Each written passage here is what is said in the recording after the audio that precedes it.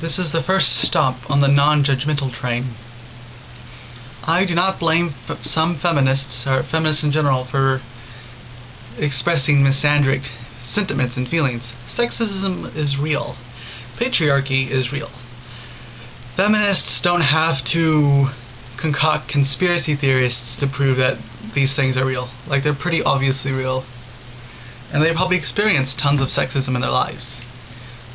However, I think a bigger person would adopt feminism, but then not hate men, not see men as an oppressor class, but men who need to be, see men as those who need to also be converted to this new feminist, non-patriarchal way of looking. Now, of course, if you've seen my previous video, I don't like the term feminist. I think the term humanism would be better, because it would be better to focus on all of humanity. And when it comes to feminism, just a gender-specific version of gender issues. So, for instance, whenever people respond, "What about men?"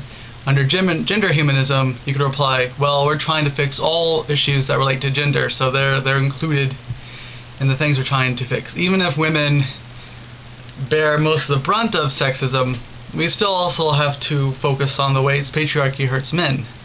For instance, patriarchy really has a habit of causing men to be emotionally stunted, not express themselves correctly, and it also, patriarchy has a way of trying to keep men into the patriarchal sexist system with terms such as fag, or saying that they're acting like a woman just because they're not sexist jerks too.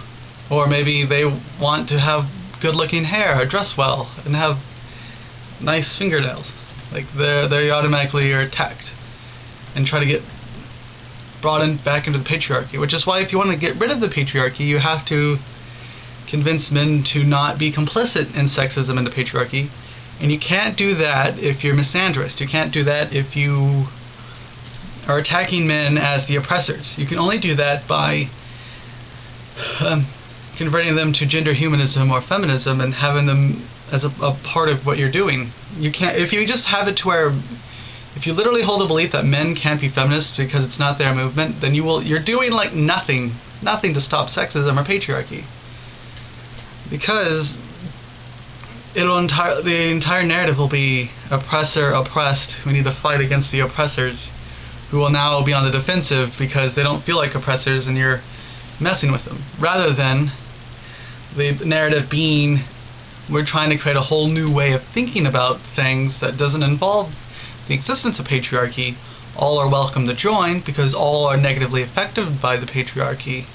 Hence, men, women, those who don't subscribe to the gender binary are all welcome under feminism, so that we can help make people freer and lessen the amount of prejudice in the world, lessen the amount of sexism in the world, and liberate everybody.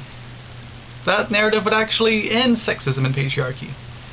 But misandry will not effectively fight those things, because it'll put people on the defensive. It'll give men's rights activists fuel for their movement. And if you make a feminism like I've described, many men's rights activists would stop calling themselves that, and they would just become feminists.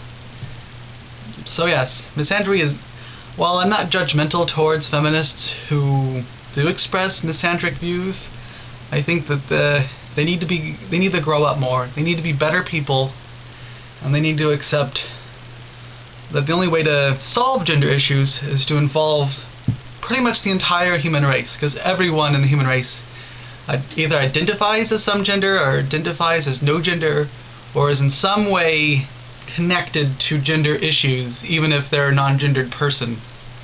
So yes, involve everyone. Hence why humanism, I think, would be a better term than feminism, because it implies that everyone's involved. Everyone can get involved in making the world a better place, rather than implying that only women can get involved in making the world a better place. Either way, yeah.